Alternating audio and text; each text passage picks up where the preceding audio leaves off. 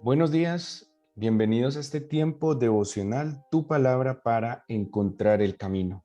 Hoy es marzo 3 del 2022 y para continuar con la lectura cronológica de la Biblia, les invito a leer hoy Deuteronomio capítulo 24, versículos 19 al 22, Levítico 19 del 3 al 18 y Levítico 25 del 25 al 38. Deuteronomio 24, 19 al 22, Levítico 19, 3 al 18 y Levítico 25 del 25 al 38.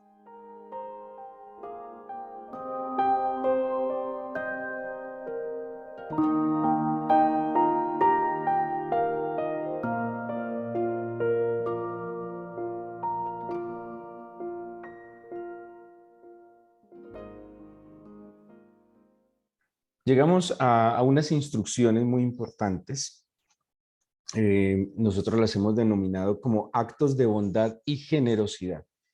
Y encontramos en estos versículos, pues acordémonos que las leyes, instrucciones, mandatos tienen que ver no solo con las prácticas culticas del pueblo de Israel, sino con su diario vivir. Entonces, en estas instrucciones encontramos leyes, normas y regulaciones acerca de la forma como se debían hacer negocios, cómo se debía cultivar la tierra, la forma como se deben vivir en comunidad y las situaciones que pueden pasar.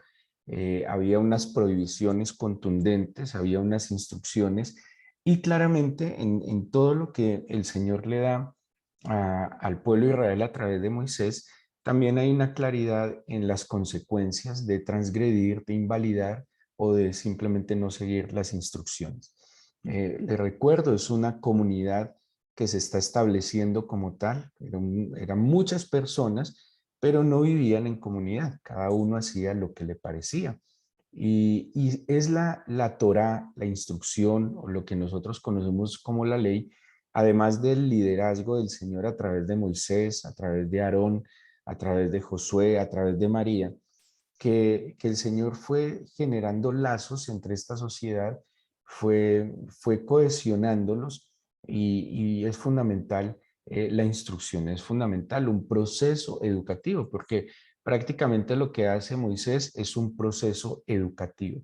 La Biblia nos deja ver a través de todo su contexto la importancia de educarse, la importancia de conocer, la importancia de ser instruido.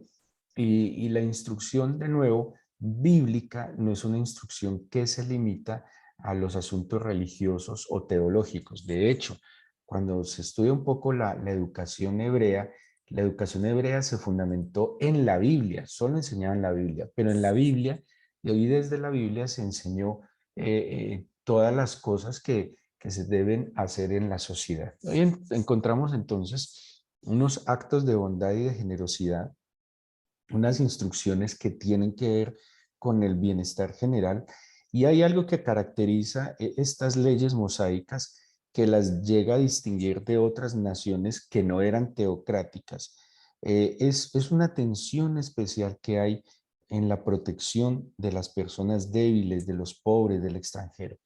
Personas que seguramente en muchas sociedades son marginadas y que como posiblemente no le representan recursos a la sociedad, sino muchas veces gastos, pues por sus limitaciones físicas, posiblemente por sus limitaciones intelectuales, pero en la ley mosaica se da un especial interés y amparo por estas personas. Hay una disposición, por ejemplo, respecto a los que son ciudadanos y no son ciudadanos, y, y había algo que se repite mucho en la instrucción, y es que el Señor les dice, es que ustedes también fueron extranjeros.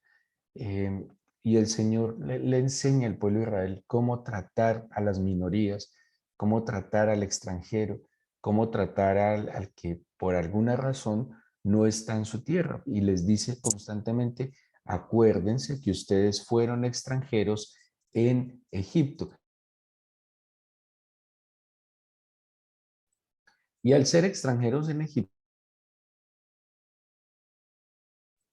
y al ser extranjeros en Egipto, pues debían ser humildes, aprender y entender a tratar a aquellos que por otras circunstancias, que por algunas circunstancias también estaban lejos de su casa.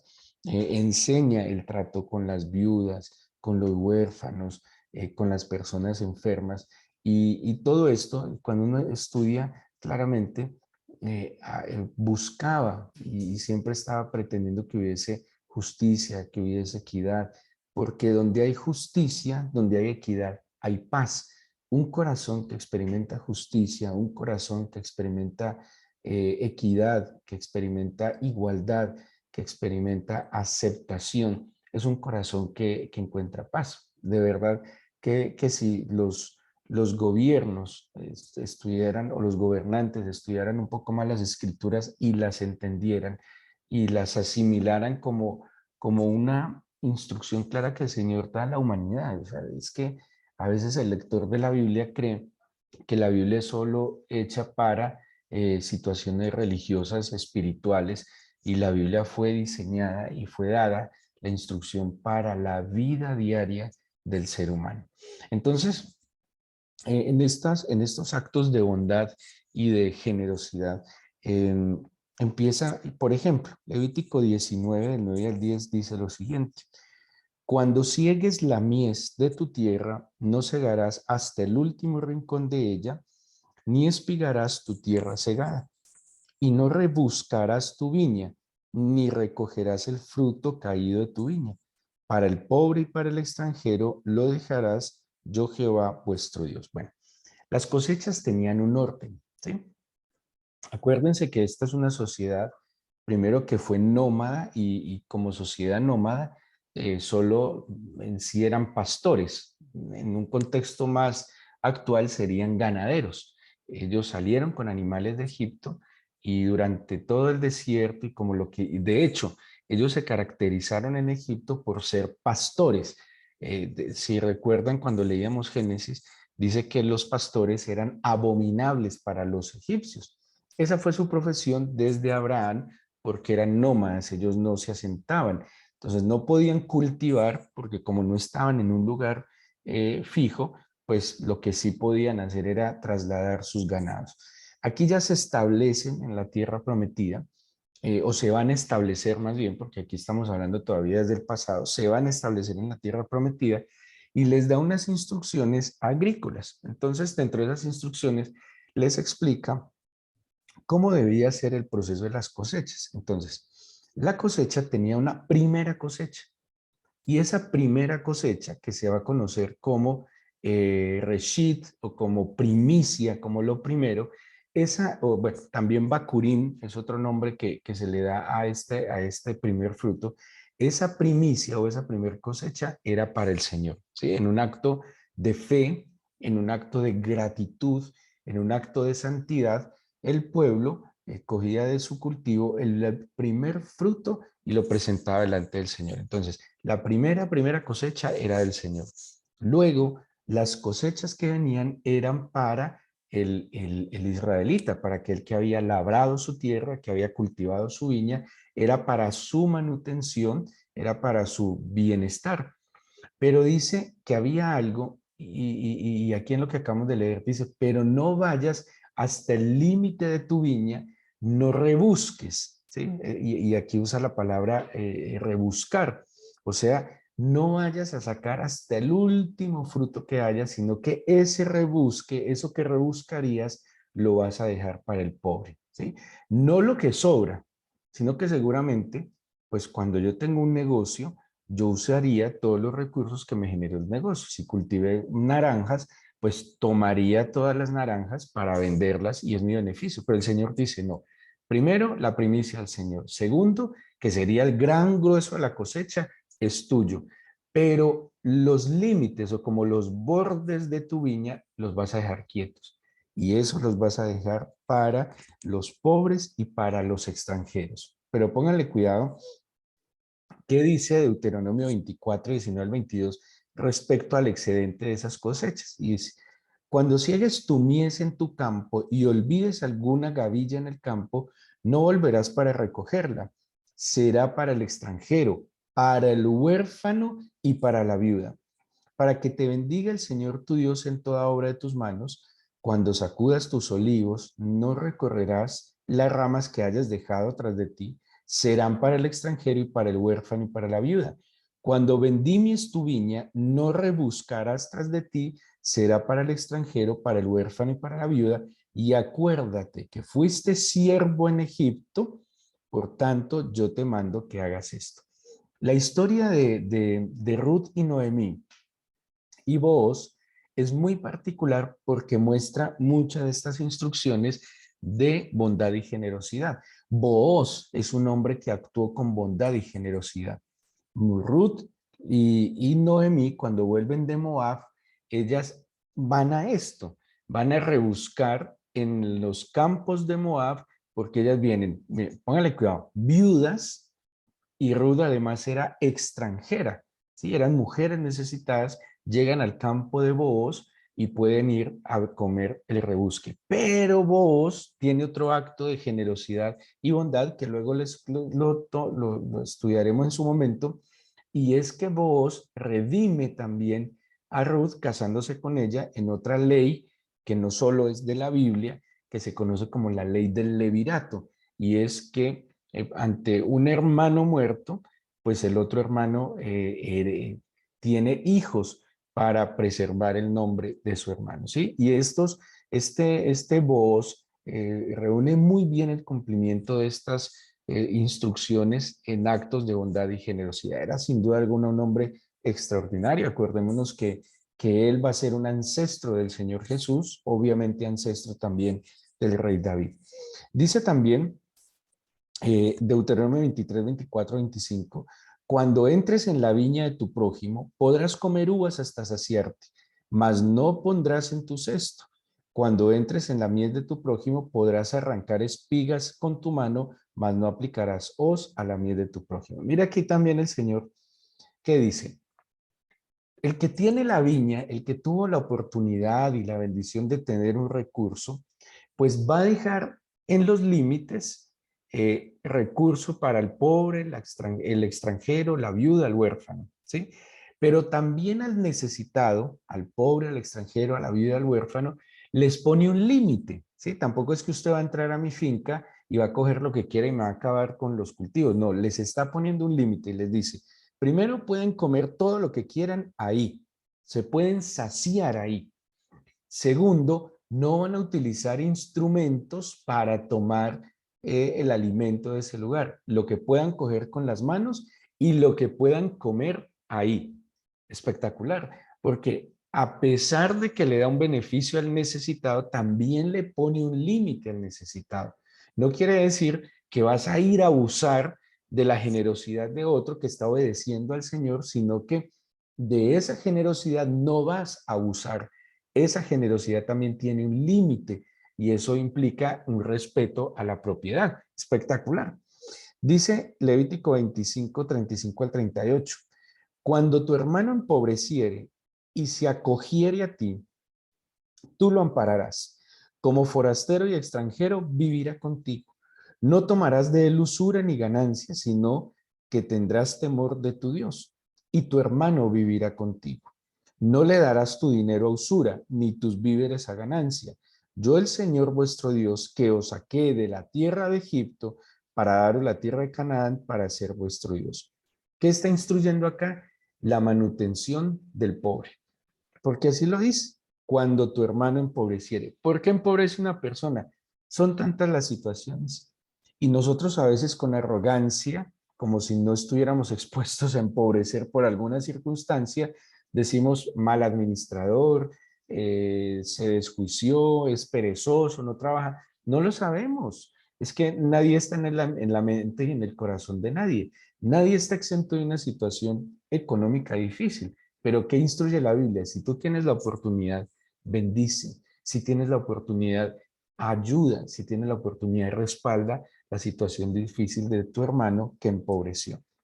Luego vienen unas instrucciones que tienen que ver con la relación entre los padres y los hijos. Y, y algo que le da una importancia especial las instrucciones mosaicas es las relaciones familiares, ¿sí? Claramente, lo vemos nosotros hoy, la base de la sociedad es la familia. Aunque esta imagen se quiera desdibujar y se ha desdibujado con mucha más fuerza en el último tiempo, y ese es el resultado que tenemos de la sociedad en la que hoy vivimos. Una descomposición familiar, una crisis familiar está generando descomposición social, está generando crisis social. Lo que se está viviendo en el seno de los hogares es lo que estamos viendo en la sociedad. Entonces, cuando tenemos una sociedad en corrupción, una sociedad violenta, una sociedad inmisericordia, una sociedad abusiva, es porque esas cosas las está viviendo la célula básica de la sociedad, que es la familia, ¿sí? La indiferencia, el egoísmo, el orgullo, la violencia, la grosería, es lo que están viviendo los hogares. Ahora, mi hogar, ¿qué le está aportando a la sociedad? Es que aquí es un tema más complejo, porque no es como yo soy fuera de mi casa, como yo soy amable, querido, respetuoso. O sea, hay una cosa que es bien contradictoria y está socavando la sociedad, y es la amabilidad fuera de la casa y en la casa unos completos groseros, indiferentes, cuando debería ser al contrario. Es que la sociedad no se reconstruye en la sociedad se reconstruye desde la familia. Y es un discurso que hemos escuchado durante mucho tiempo, por lo menos como principio cristiano, pero a veces se nos olvida. No podemos cambiar el mundo, pero sí podemos cambiar el mundo de los nuestros. Sí podemos restaurar el mundo de nuestra esposa, de nuestro esposo, de nuestros hijos, el mundo de nuestros padres. Podemos hacerle la vida más llevadera a los ancianos, podemos ayudar a que los hijos sean más felices. Yo pienso que un deber de los padres es que los hijos sean felices, que los hijos se realicen. No estoy hablando de alcahuetería, no estoy hablando de condescendencia, no. Es que la instrucción da felicidad. Es que la corrección también a la postre da felicidad. Eso dice el libro de Hebreos. Al presente la disciplina no es causa de gozo, pero luego sí trae una causa de gozo. Y aquí en la ley mosaica nos está dando también instrucciones frente a eso. Y dice, por ejemplo, Deuteronomio 5:16, honra a tu padre y a tu madre, como el Señor tu Dios te ha mandado, para que sean prolongados tus días y para que te vaya bien sobre la tierra que el Señor tu Dios te da. Por eso el Nuevo Testamento va a tomar este mandamiento y dice, primer mandamiento con promesa. Pero ojo, ojo, y esto les va a sonar un poco particular, pero es que la mejor manera de enseñar cualquier cosa a nuestros hijos es haciéndolo, ¿sí? No diciéndolo. El tema que se vuelve disonante en la mente y en el corazón de los hijos es cuando decimos mucho y obramos poco. Es el mismo tema que pasa con los politiqueros en la sociedad. Pues, a propósito que aquí está de moda la politiquería, es que se dice mucho, pero se hace poco, o se dice algo que no se hace. Esa incoherencia afecta el corazón de los muchachos. Y para que un muchacho aprenda a honrar a los padres, eso es algo que enseñan los padres. Y cuando un padre primero honra a sus propios padres, cuando un padre honra lo que él es que un padre debe honrar y estar en su lugar. Pero también los padres, y esto va a sonar extraño, debe honrar a sus hijos respetándolos. Hay una dignidad que hay que respetar a los hijos. Hay un respeto mínimo. Hay que hacer un ejercicio constante en el corazón y en la mente para poder ser agradable a Dios, y es ponerme en el lugar del otro. El esposo sí se debe poner en el lugar de la esposa. Si yo fuera la esposa y me dijeran esto, si yo fuera la esposa y me trataran así, y la esposa debería ponerse en el lugar del esposo, ¿sí? Si yo fuera mi esposo, aguantaría decirle esto, aguantaría comportarme de esta manera. Ahora, pongámonos en el lugar de nuestros hijos. Es más fácil porque nosotros pasamos por allí, porque tuvimos 10 años, porque tuvimos 12 años, porque tuvimos 15 años y nos podemos poner en el lugar también de nuestros hijos. Vuelvo y digo, no es una alcahuetería, no es una condescendencia, es que es una contradicción muy tenaz. No les instruimos, no les modelamos, no los acompañamos y les exigimos un comportamiento perfecto. No, es un comportamiento que se aprende en la relación cotidiana. Y aquí hay unas instrucciones claras que se debe enseñar a los hijos y se enseña cómo haciéndolo. Imagínese usted exigiéndole a su hijo que le honre como padre y usted es grosero con sus papás. Usted no trata bien a sus papás, no les ama, no les da un lugar, no les trata de hacer la vida mejor y más llevadera. Cuando es que yo no puedo esperar que mi hijo de 10 años me honre, yo no puedo esperar que mi hijo de 15 años me honre, que no, ellos están aprendiendo, pero lo deben estar viendo, ¿sí? Y yo debo marcarles, o sea, yo les voy instruyendo y la mejor manera es mi ejemplo. Mm, bueno, ya les decía en estos días que la ley era mucho más fuerte y decía que el hijo que fuera irrespetuoso, incluso era expulsado de la sociedad y también muchos podían morir. Dice, por ejemplo, Levítico 29, todo hombre que maldijere a su padre o a su madre, de cierto morirá. A su padre o a su madre maldijo, su sangre será sobre él. Y este es fuerte, Deuteronomio 21, 8, 18 al 21. Si alguno tuviera un hijo contumaz y rebelde, que no obedeciere a la voz de su padre ni a la voz de su madre, ojo, un hijo rebelde no es el que cuando usted le dice haga algo sube los hombres, pero va y lo hace. ¿Sí? Hay una naturaleza hasta en los adultos, de que cuando nos dicen algo nos molesta que nos manden, pero se hace. Aquí estamos hablando de un hijo rebelde y contumaz, es que enfrenta, es que desafía, es que puede incluso agredir a sus padres. Y conocemos, de hecho eso es un delito de hijos que atacan y están en contra de los padres, ¿sí? De eso está hablando aquí. Entonces dice, dice, entonces lo tomará su padre y su madre, lo sacarán ante los ancianos de su ciudad y a la puerta del lugar donde viva y dirán a los ancianos de la ciudad, este nuestro hijo es contumaz y rebelde, no obedece a nuestra voz, es glotón y borracho. Entonces todos los hombres de su ciudad lo apedrearán y morirá y así quitarás el mal de en medio de ti y todo Israel oirá y temerá. Bueno, ahorita vamos a ver algo que aclara también esto. También nos habla del respeto a los ancianos. Dice Levítico 19:32, delante de las canas te levantarás y honrarás el rostro del anciano y de tu Dios tendrás temor, yo el Señor. Imagínense, respeto a los ancianos. A veces hasta hay enojo en la gente cuando pasan un adulto mayor en la fila adelante y se enojan, ¿sí? Y lo irrespetan. Entonces pretenden que un adulto mayor haga toda la fila que está haciendo gente que es más joven. Y en muchas cosas hay que darle un lugar al adulto mayor. Pues también entender de que gracias a muchos adultos mayores o al adulto mayor es que tenemos muchas cosas buenas hoy. Te inclinarás, te pondrás de pie en un acto de reverencia. También nos habla de las viudas y los huérfanos. Dice Éxodo 22, 22 al 24, a ninguna viuda ni huérfano afligiréis, porque si tú llegas a afligirles y ellos clamaren a mí, ciertamente oiré yo su clamor y mi furor se encenderá y os mataré a espada, vuestras mujeres serán viudas y huérfanos vuestros hijos. Muy tenaz. Dice Levítico 19, 33, 34, preocupación por los extranjeros. Cuando el extranjero morare con vosotros en vuestra tierra, no lo oprimiréis.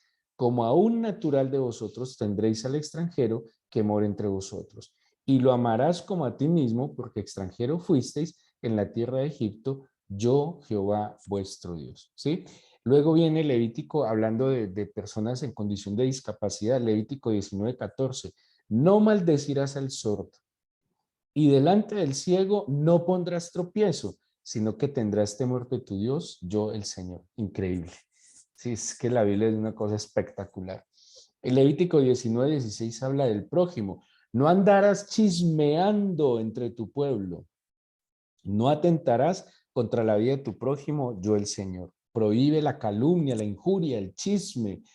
Eh, y Levítico 19, 17, 18 dice, no aborrecerás a tu hermano en tu corazón, razonarás con tu prójimo para que no participes de su pecado, No te vengarás ni guardarás rencor a los hijos de tu pueblo, sino amarás a tu prójimo como a ti mismo. Y de allí quiero leer rápidamente algo que dice el libro de Efesios, la carta de Pablo a los Efesios. Ojo que en lo que terminen en el Antiguo Testamento en estas instrucciones de bondad y generosidad. Amar. Amarás a tu prójimo como a ti mismo. Dice Efesios 5, 1 y 2. Sed pues imitadores de Dios como hijos amados. Versículo 2, capítulo 5 de Efesios. Y andad en amor como también Cristo nos amó y se entregó a sí mismo por nosotros, ofrenda y sacrificio a Dios en olor fragante. Y me voy a saltar al versículo 21 del capítulo 5 de Efesios. Someteos unos a otros en el temor de Dios. Las casadas estén sujetas a sus maridos como al Señor, porque el marido es cabeza de la mujer, así como Cristo es la cabeza de la iglesia, la cual es su cuerpo y él es su Salvador. Versículo 25, maridos, amad a vuestras mujeres, como Cristo amó a la iglesia y se entregó a sí mismo por ella para santificarla, habiéndola purificado en el lavamiento del agua por la palabra, a fin de presentársela a sí mismo una iglesia gloriosa que no tuviese mancha ni arruga ni cosa semejante, sino que fuese santa y sin mancha. Asimismo, así también los maridos deben amar a sus mujeres como a sus propios cuerpos. El que ama a su mujer a sí mismo se ama, porque nadie aborreció jamás a su propia carne, sino que la sustenta y la cuida, como también Cristo a la iglesia. Y ojo con esto. 33. Por lo demás, cada uno de vosotros ame también a su mujer como a sí mismo, y la mujer respete a su marido. Hijos, obedeced en el Señor a vuestros padres, porque esto es justo. Honra a tu padre y a tu madre, que es el primer mandamiento con promesa, para que te vaya bien y seas de larga vida sobre la tierra. Y vosotros, padres, no provoquéis a ira a vuestros hijos, sino criadlos en disciplina y amonestación del Señor. No provoquéis a ira a vuestros hijos. Entonces, los padres que demandan la honra de sus hijos, pues son padres que deben aprender a no exasperar, a no saturar a los hijos, ¿sí? Y, y todo esto está instruido en la Biblia para que pudiéramos vivir con justicia, con equidad y en paz. Acuérdense que donde no hay equidad, donde no hay justicia, es muy difícil que haya paz. Y eso empieza en el hogar.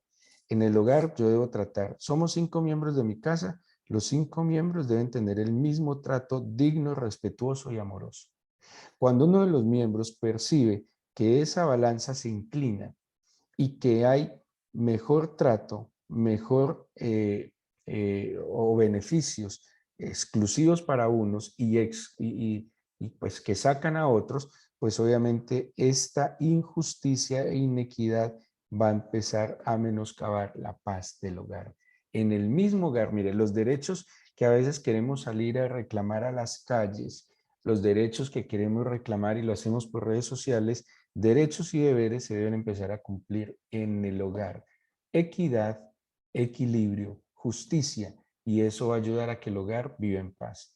Entonces, pero cuando, vuelvo y digo, se tratan a unos bien y a otros no tan bien por lo que sea, es que en la sociedad también hay personas difíciles, pero el Estado, por ejemplo, no puede decir, este es amable, este es simpático, este paga más impuestos, este trabaja más, este lava más loza, este barre más, este trapea más. No, eso no importa, no importa.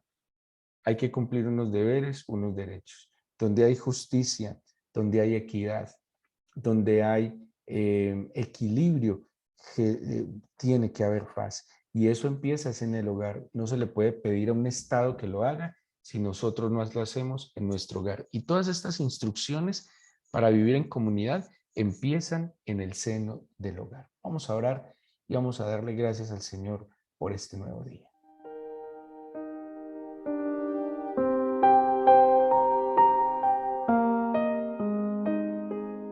Padre, te damos gracias por tu palabra y te pedimos, sin duda alguna, que tu Espíritu esté en nosotros, con nosotros, a través de nosotros, porque no es la ley, la instrucción que se escucha y se lee, Señor, sino la que tu Espíritu ponga en nuestro corazón.